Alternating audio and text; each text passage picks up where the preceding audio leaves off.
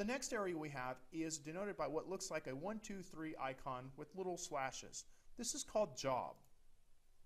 This job area is going to break down, again, notice it says year to date because that's the data we're looking at, job compliance.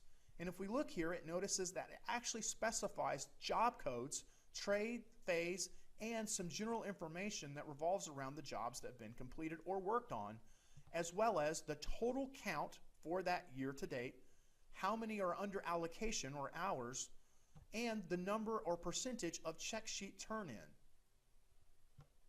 All the way down to the bottom, you can select multiple pages to see the rest of the information.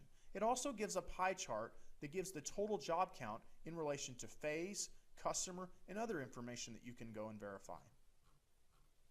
The next area we have is denoted by what looks like a personal icon portfolio. This is called personal. This is a basic readout of what the information Kimbel has that says that this is your personal data.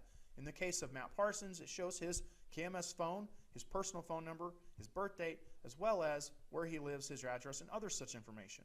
If any of this information, to include your personal information, is not correct within the Employee Center app, you need to write an email to hr-update@kimbelmechanicalsystems.com and inform them that an area within your personal data is wrong. We like to keep your information up to date for your sake as much as it is for ours. But let's move to the next thing. The next area we have is what looks like an hourglass icon. This is called hours. Hours is going to break down your weekly hours used, how many you've worked, and you can look back at past weeks worked. Furthermore, it also lets you know when you've used time off, whether paid or you had sick days.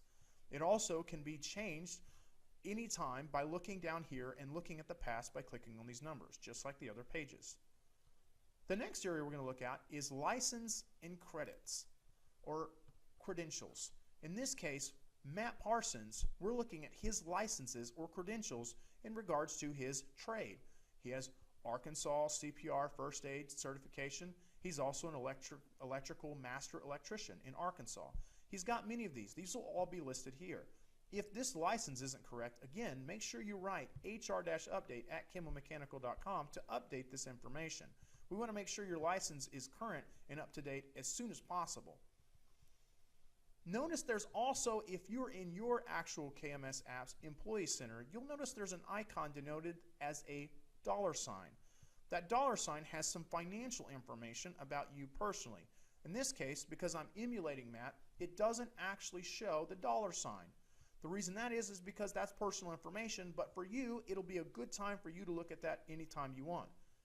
You can go in there and check out things such as your 401k, your pay history, paid time off balance, insurance, as well as bonuses. The next area we have to open up is called Kimbel Academy. You'll see that's noted by what looks like a small book. Once we open it, we're going to be able to see that it shows our Toolbox Talks completion percentage, 95.45% for Matt, and it shows you your current KA points or Kimbel Academy points and how many you have yet to spend.